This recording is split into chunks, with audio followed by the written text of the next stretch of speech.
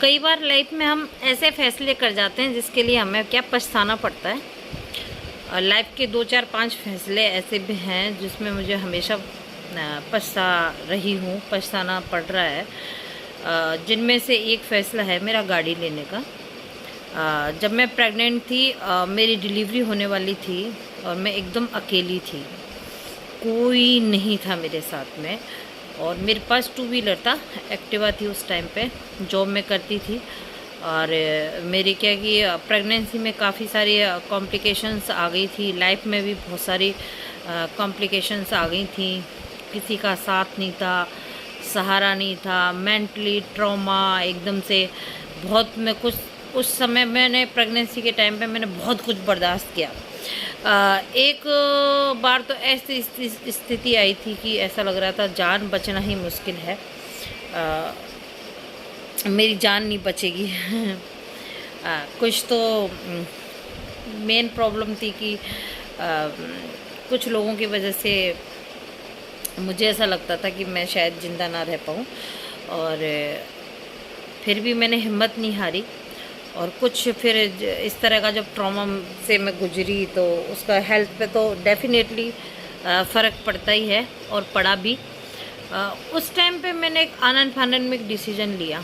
मतलब आप सोचो, आपके थोड़ा थोड़ा थोड़ा थोड़ा करके बूंद बूंद से आप घड़ा भर रहे हो, आप अपनी सेविंग्स कर रहे हो। और अगर उसका मैंने जो डिसीज़न लिया, वो मेरी सारी सेविंग्स मैंने कार लेने में लगा दी, क्योंकि मुझे लगा कि मुझे कार की ज़रूरत है। मैं प्रेग्नेंट थी, कल को बच्चा होने वाला था, तो 2 व्हीलर पे तो बच्चे को लेकर घूम नहीं सकती थी, कोई और साथ में था नहीं जो मुझे सहारा देता या मुझे थोड़ा बहुत में सहारा होता। तो फिर छुट्टियां मैं पहले ही ले चुकी थी, क्योंकि तबीयत ख़राब रहने लगी थी, परेशानियां थी बहुत सारी। तो छुट्टियां मैंने पहले ही ले ली, मैटरनिटी लीव। तो उसके लिए मैंने जब गाड़ी का जो डिसीजन लिया ना, तो आज मुझे बहुत रिग्रेट फील होता है। हाँ, गाड़ी तो मुझे चाहिए थी 4 व्हीलर, लेकिन जो सारी सेविंग्स उठा करके मैंने स्विफ्ट गाड़ी ली, इतनी महंगी गाड़ी ली, उससे अच्छा है मैं कोई सेकंड हैंड अल्टो या इस तरह की छोटी कार में सेकंड हैंड में या इस तरह से मैं ले सकती थी। हालांकि जब मैंने सोचा था कार लेने का, तो मेरा कोई 1-2 दिन की या 1-2 साल की बचत नहीं थी, 5 से 7 साल मुझे पैसा इकट्ठा करने में लगा। थोड़ा थोड़ा करके मैं इकट्ठा कर रही थी कि मैं अपनी कार लूँगी। एक्टिवा से ही चल जाती थी और पैसे बचाती थी। हमेशा पब्लिक ट्रांसपोर्ट का मैं यूज़ करती थी, अकेली थी। और मैंने, आपको याद हो तो, एक हुंडई की कार आई थी ईओन, 2010 में लॉन्चिंग थी उसकी। हाँ, 2010 में लॉन्चिंग थी। और 2010 में मैंने वो बुक कराई थी यहाँ से टोंक रोड पे जयपुर में एक शोरूम था, पता नहीं क्या नाम, मोरानी करके, उससे। और मोरानी हुंडई शायद ये नाम है, मैं कंफर्म नहीं हूँ, पर काफ़ी साल हो गए, 10 11 12 साल हो गए। तो जब ईओन लॉन्च हुई थी तो उसकी लॉन्चिंग थी, तो मैं 11,000 रुपये का चेक कंपनी में जमा करा के आ गई थी, अपनी बुक करा के आ गई थी कार। और उसके बाद में मेरे को लगा नहीं यार, मेरी ड्रीम कार तो स्विफ्ट है। हाँ, मेरी ड्रीम कार स्विफ्ट थी और मैं उसको टार्जन बोलती थी हमेशा से। मेरे को मतलब स्विफ्ट के प्रति इतना क्रेज़ था, क्योंकि उस टाइम पे वेटिंग में मिलती थी स्विफ्ट कार की, इतनी ज़बरदस्त वेटिंग चलती थी। और एक मतलब ऐसे था कि लेंगे तो स्विफ्ट ही लेंगे भाई, ज़्यादा हाई फाई बजट की तो हम ले नहीं सकते थे, वही हमारे लिए बहुत ज़्यादा हाई फाई बजट था, जिसके लिए मैंने 5 साल सेविंग की, 5 से 6 साल। तो मैं ईओन बुक करा के आ गई, मेरा माइंड डाइवर्ट हुआ, मैं वो 11,000 का चेक उनसे वापस लेकर के आ गई सेकेंड डे। और मैंने कहा नहीं, मैं 1 साल 2 साल और वेट करूँगी, लेकिन मैं कार तो वही लेके आऊँगी। अच्छा, मैं जैसे किस्त वगैरह करवा लेती तो किस्त तो उसकी गाड़ी की बहुत ज़्यादा आती थी, तो सैलरी इतनी थी नहीं, तो मैंने कहा चलो कैसे चुकाएंगे, तो पहले इकट्ठा करें, कुछ डाउन पेमेंट देंगे, कुछ लोन कराएंगे तो अपनी कार हो जाएगी। लेकिन जब मैं प्रेग्नेंट थी और मुझे कार की अचानक से ज़रूरत पड़ी कि भाई अब तो लेनी ही लेनी है, उस टाइम पे स्विफ्ट का डिसीज़न लेना मेरे लिए बहुत ही गलत साबित हुआ। उस टाइम पे मेरे शौक़ या मेरा ड्रीम को मुझे साइड में रख करके और मुझे अपने मतलब प्लानिंग करके चलना चाहिए था कि फाइनेंशियली कि थोड़ा बहुत 1-2 लाख रुपए अपने पास होना चाहिए। मैंने सारे पैसे उठा के गाड़ी में लगा दिए, बाकी का लोन वगैरह का देख लिया, कर लिया। तो मेरे पास सेविंग के नाम पे 0 पैसे बचे थे, जिसकी मुझे बहुत परेशानी हुई। और मैंने कार ले तो ली, लेकिन अभी बहुत जब सोचती हूँ ना, उस टाइम पे तो कुछ सूझा ही नहीं था। अभी सोचती हूँ यार मेरा गलत डिसीजन था, मुझे है ना कोई अल्टो टाइप की सेकेंड हैंड मुझे 1 लाख रुपए तक की मिल जाती, जहाँ मैंने 6 से 7 गुना 8 गुना मैंने पैसा दिया उसका, उतने मेरे अल्टो आ जाती है और बाकी के मेरे पैसे सेव हो सकते थे। मैं कोई प्लॉट लेके पटक सकती थी 6-7 लाख रुपए का आराम से, और आज वही प्लॉट मेरा 35-40 लाख का होता। लेकिन जो हो जाती है गलतियाँ, कहते हैं ना कि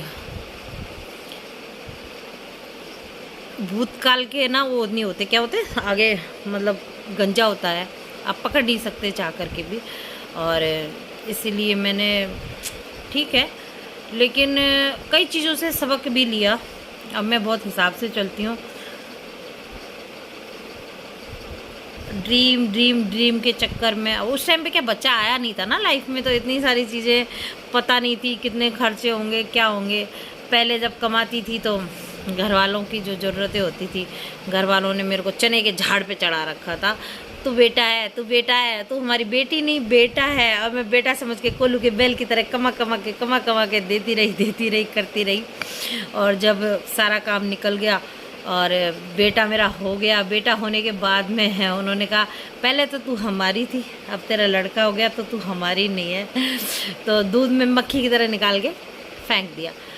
तो होती है चीज़ें, कोई बात नहीं। तो कार लेने का डिसीजन मेरा गलत था उस टाइम पे, और मुझे हिसाब से चलना चाहिए था, और मुझे फ्यूचर की प्लानिंग करके चलनी चाहिए थी, नहीं की।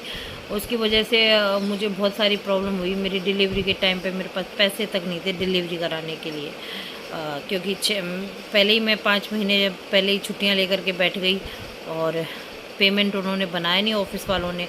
5 महीने तक मुझे पेमेंट नहीं बना। जो मैंने सिकनेस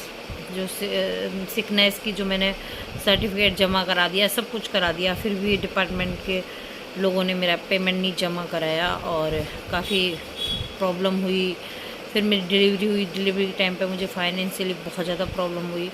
मेरे को एडमिट करने से मना कर दिया था हॉस्पिटल वालों ने कि मेरे पास पैसे नहीं थे। मेरे पास 30-35 हज़ार रुपये मेरे अकाउंट में पड़े थे, तो कोई उसमें से निकाल के ले जा चुका था, वो पैसे खर्च कर चुका था, और मेरे पास सिर्फ 1800 रुपये मेरे अकाउंट में पड़े थे, जो कि काफ़ी नहीं थे डिलीवरी के लिए। लेकिन ईश्वर बहुत मेहरबान था मेरे ऊपर।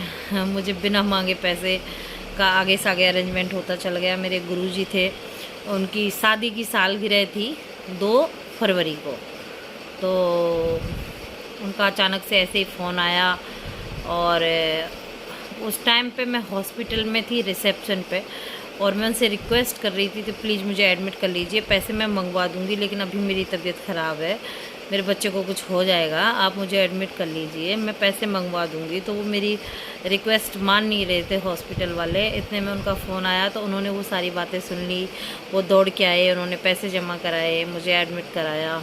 तो दुनिया में शायद मैं अकेली ऐसी औरत होंगी जो अपनी डिलीवरी कराने के लिए अकेले ही गई और अकेले ही डिलीवरी करवा के आई थी। संघर्ष की कहानी बहुत लंबी है, थोड़ा थोड़ा करके आपको बताती रहूँगी। एक साथ बताने लगूँगी तो शायद दिन के 24 घंटे भी कम पड़ जाएंगे। लाइफ में बहुत संघर्ष किया है, बहुत झेला है, और कई बार कदम डगमगाए भी हैं। ऐसे नहीं कह रही कि भाई मैं बहुत ही मजबूत हूँ। कई बार आदमी कमज़ोर पड़ता है इंसान। मैं भी इंसान हूँ, कोई देव या देव पुरुष नहीं हो, या कोई इस तरह से कोई देवी नहीं हो। मेरे भी कई बार कदम लड़खड़ाए, लेकिन जब जब मैं थोड़ा कमज़ोर पड़ी तो भगवान का सहारा लिया, थोड़ा भगवान में यकीन किया, इंसानियत पे यकीन किया, ऊपर वाले के न्याय पे यकीन किया, तो ऐसे ऐसे धीरे धीरे आगे बढ़ती गई। तो ये मेरा लाइफ का ये डिसीजन था कार का, कि मुझे बड़ी कार ना लेकर के कोई छोटी कार लेनी चाहिए थी। बाकी के पैसे मुझे सेविंग में रखने चाहिए थे, और ये मैं हमेशा पछताती हूँ। और आगे फ्यूचर में इस बात से सबक लेकर के भाई फ्यूचर में इस तरह का कोई मैं दोहराऊंगी नहीं, कि बेवकूफ़ी नहीं करूँगी कि भाई इस तरह का कोई खर्चा करके बैठ जाऊँ और हाथ अपने खाली रह जाएं। और जब मैंने कार ली तो मुझे काम भी बहुत आई है, और ज़्यादातर मैं कार यूज़ नहीं करती, बच्चे के लिए ही मैंने हमेशा यूज़ की है कार। अकेले जब होती हूँ तो मैं हमेशा पब्लिक ट्रांसपोर्ट का यूज़ करती हूँ, और करना भी चाहिए। एक तो पॉल्यूशन कम होता है, उसकी वजह से खर्चा भी कम होता है, आपके जो बजट है घर का वो नहीं गड़बड़ाता है। दूसरा, आप रिलैक्स रहते हैं कि आप गाड़ी लेके जाओ, आप ड्राइव करो, आपको पता है इतना ट्रैफिक होता है, इतना परेशानी होती है रोड पे। आप पब्लिक ट्रांसपोर्ट में जाओ, आप इंजॉय करते हो जाओ, आराम से बैठ के आप अखबार पढ़ते जाओ, बुक पढ़ते जाओ, अपने आराम से अपना इंजॉय कर सकते हो सफ़र का। तो मैं ज़्यादातर कार मैंने यूज़ की कोरोना टाइम में, क्योंकि उस टाइम पे ये था कि पब्लिक ट्रांसपोर्ट यूज़ करने से प्रॉब्लम होगी और कोरोना हो सकता है, इस तरह का कोई घर में इन्फेक्शन आ सकता है। तो उस टाइम पे मेरा बजट काफ़ी गड़बड़ाया था, बहुत ज़्यादा गड़बड़ाया था, थोड़ा बहुत नहीं बहुत ज़्यादा गड़बड़ाया था।